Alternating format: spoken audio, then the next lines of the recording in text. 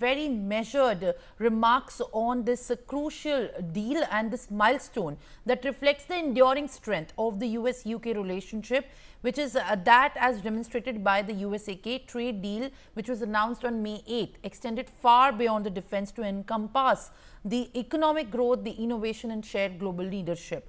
Now, also joining me live on the broadcast is Major General Sudhakar Jee, a geopolitical senior affairs expert. Thank you, sir, for speaking to us and appreciate your presence on the broadcast. Now, as in fact my guest has already spoken about that India's role as also in fact appreciating and hailing this trade deal is very much impacted. How do you view India's stand being very pivotal as far as US UK deal is concerned, and under in fact the leadership of Prime Minister Narendra Modi, how does this deal has also been impacted? Major General Sudhakar Jee. Yeah, Simran, good evening. I'm sure you are aware where I am getting connected to NewsX from, and it's midnight here. It's a very important milestone in geopolitics. Milestone because in good old days, people used to say, he who dominates the Indian Ocean region will dominate Asia. And I'm adding on a little of physiology.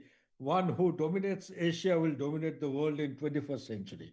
So towards that end, India and Mauritius go a long way in their diplomatic relationship, and our religious, cultural connect that we enjoy.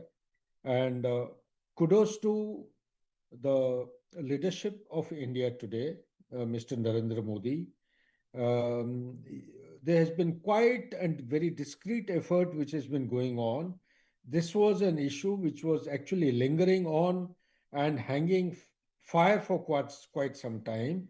I must compliment my co-panelist, previous co-panelist, a very distinguished personality for having articulated in a very forthright manner the perspective. And today, in 21st century, we are going on to the third decade of 21st century.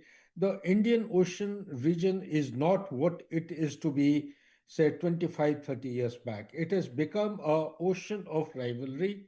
And towards that end, the Chagos archipelago, Diego Garcia is part of it. This is actually going back to Mauritius is a big turnaround. And when I say turnaround, what it means is that it is going to have its dynamics and the security imperatives rolling out in a different perspective hereafter. And towards that end, we need to acknowledge the fact the elephant in the room is China. China is coming in a big way. There is a increasing footprint in the Indian Ocean region, and India should be mindful of this particular dimension and accordingly exercise its mandate to not only dominate but also ensure that it is the net security provider in the Indian Ocean region. Sagar may not be adequate. We need to go in for some extra milestones and enhancement of capabilities to ensure that this corridor remains free of any kind of hegemony or any kind of dominance, trying to push the presence of Indian maritime resources out of the Indian Ocean region. Second, I would say that distance roughly being around 3,000 kilometers from Chagos Island to, say, the coastline or to the southern tip of India, India would do well by enhancing its outreach in terms of satellite communications. The satellites, as on today, they provide us very limited kind of outreach to such kind of islands.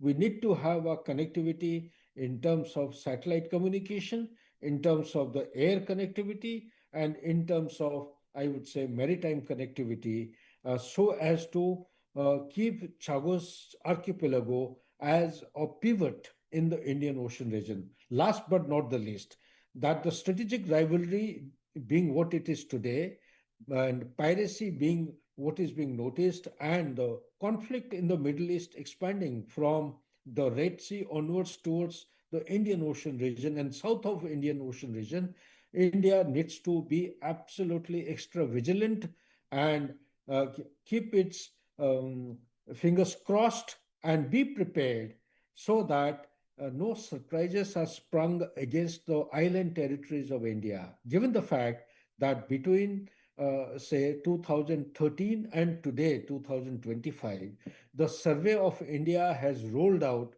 much more than the island territories which were actually existing as per the record way back in 2013 or 11. So therefore, we have a greater mandate, greater responsibility, and we need to exercise our mandate and ensure that the strategic rivalry is minimized in the corridor of Indian Ocean region so as to prevail upon the international bodies and society that peace and tranquility will actually take us a longer and a very substantive way forward in ensuring peace and harmony, and also ensure that the maritime security is very much essential for rules-based international order in 21st century. Back to you, Simran. Right. In fact, in such detailed comments and understanding, Major General Sudhakar Jee, thank you very much for putting this in perspective and also sharing the context of this very important, strategically significant deal. Now, I'll request you to kindly stay on with us on the broadcast as we move forward with our other international updates, as now differences between the Bangladesh's caretaker administration and the military appear to have